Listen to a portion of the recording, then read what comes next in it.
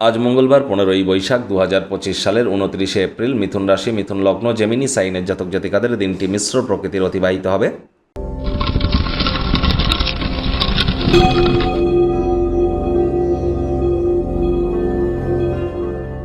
ভিডিওটি শুরুতেই স্ক্রিনে আপনারা দেখতে পাচ্ছেন হনুমানজির প্রণাম মন্ত্র।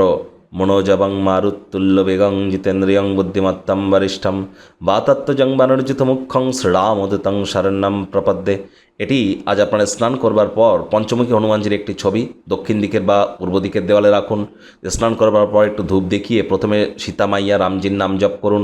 তারপরে এই প্রণাম মন্ত্রটি আপনারা পারলে 21 বার জপ করুন, না পারলে 7 বার বা 3 বার জপ করার পর 3 বার নিজের নামগোত্র ধরে 3 বার বলুন সদা হরি চেরা। নামগোত্র ধরে 3 বার বলুন সদা হরি চেরা। অত্যন্ত উপকৃত হবেন। 2025 সাল কিন্তু মঙ্গলের বছর, বর্তমানে মঙ্গল কিন্তু নিচস্থ, আর এটি বছরটিকার মঙ্গলের বছর, হনুমানজির বছর। তা যত বেশি হনুমানজির নাম জপ ধ্যান আরাধনা করবেন ততই মাঙ্গলিক ক্রিয়াকলাপ আপনার এবছর কিন্তু অত্যধিক বেশি হবে। তাই মঙ্গলকে সন্তুষ্ট রাখার জন্য হনুমানজির নাম জপ ধ্যান আরাধনা করুন। রেড বা মেরুন কালারের ড্রেস পরিধান করুন, সাত্ত্বিক জীবনযাপন গ্রহণ করুন। হনুমান মন্দিরে গিয়ে নিজের নামগোত্র ধরে পূজা আপনারা দিতে পারেন, অথবা আপনার শরীরের ওজনের সাথে 10 গুণ করে তত গ্রাম মুসুর ডাল যে কোনো গরিব মানুষকে দান করে দিতে পারেন, ডোনেট করতে পারেন। যাদের high blood pressure, low blood pressure, blood related কোনো প্রবলেম, কোলেস্ট্রল, ক্যালসিয়াম আয়রনের ঘাটতি, বা আপনাদের মধ্যে যদি কোনো প্রকার হিমোগ্লোবিনের ঘাটতি থেকে থাকে তাহলে বুঝতে হবে, অথবা আপনার স্বামীকে নিয়ে যদি আপনি সন্তুষ্ট না হন তাহলে বুঝতে হবে আপনার ন্যাটাল চার্ট বা জন্মছকে মঙ্গলের দুর্বলতা আছে।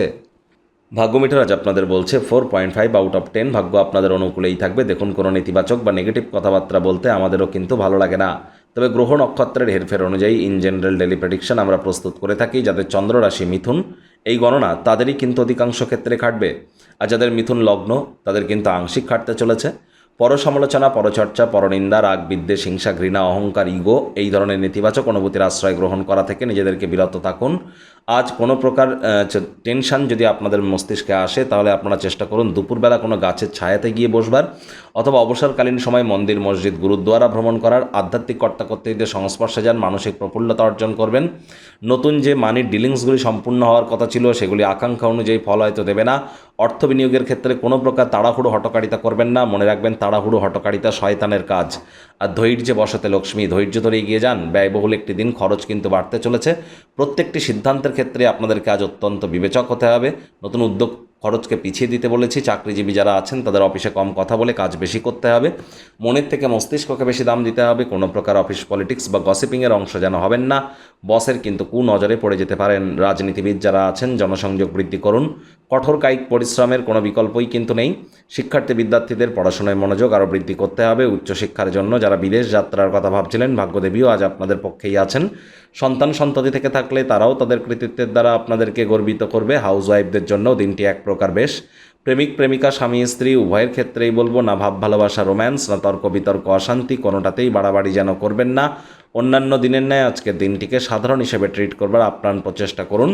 শত্রুপক্ষ, বিরোধী পক্ষ আজ কিন্তু খুব একটি শক্তিশালী থাকছে না। তবে হ্যাঁ, আপনি কারোর সাথে অহেতুক তর্ক বিতর্ক করলেই কিন্তু মামলা অনেক হিতে বিপরীত হয়ে যেতে পারে। পরিবার পরিজনদের সাথে ভাব ভালোবাসা বাড়বে।